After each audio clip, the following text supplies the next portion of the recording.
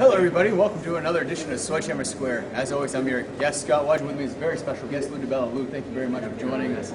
You come off a very disappointing night and seeing one of your fighters, Peter McGrady, not only lose the fight, but end his career. He had a great career. You know what, I don't think the ending of his career is so sad. I think it's the right thing. I thought he gave a very poignant speech, but I think what he said is true. His nose maybe busted up, but his brain isn't, and it's the right time to go out. He's got two beautiful kids and a beautiful wife and a union job and the ability to go lead a normal life. He had a great boxing career. He fought twice for world titles. I thought he made some bad mistakes tonight. He got caught at the end of the fight, but I thought he hurt Chavez badly to the body. He didn't follow up.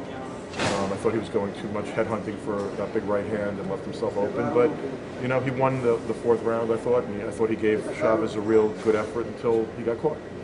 Unfortunately, the night has seemed to take a little bit even worse return for you. You have, in my estimation, the #1 pound-for-pound fighter in the world.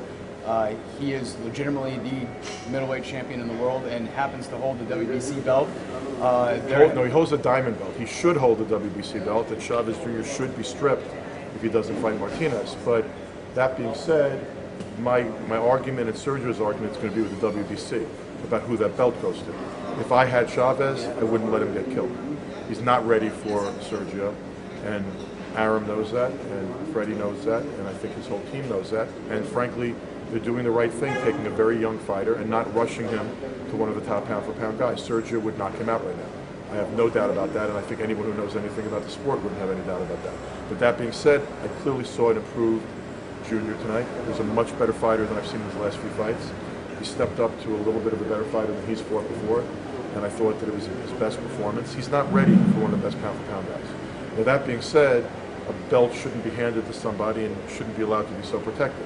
So I think that if he doesn't fight Sergio, he should be stripped of that belt, and Sergio should hold not only the diamond belt, but the green belt. But the belt is not Junior's problem or Aram's problem. Their job is to do what's right for the kid's career. What's right for the kid's career is not to let one of the best pound-for-pound fighters, if not the best pound-for-pound fighter in the world, kill him. With Chavez potentially out of the picture. We want Floyd Mayweather. That's the fight we want. I think Mayweather's man enough that if the Pacquiao fight can't be made, I think that Floyd will fight him in 2012. I think that's what our eventual goal is. If he's going to fight in between, he's going to fight Matt Macklin, who's really going to crown BA champion. He beat Sturman, didn't get the belt. Matt probably is in my view, the second or third best middleweight in the world, probably the second right now. But he wants the challenge. He feels he knows how to beat Sergio. Sergio's not afraid of anybody out there. And on St. Patrick's Day, a Matt Macklin fight would be a huge fight. So, that's probably Sergio's next move if he doesn't get the Cotto Margarito winner in June or Mayweather in May. If we get Mayweather in May or the Cotto Margarito winner in June, then we might be willing to wait out for the big fight. One last question. You mentioned a fight with Floyd Mayweather Jr. Do you think that's a reality? I think it's a very good chance. I don't think Floyd's afraid of anybody.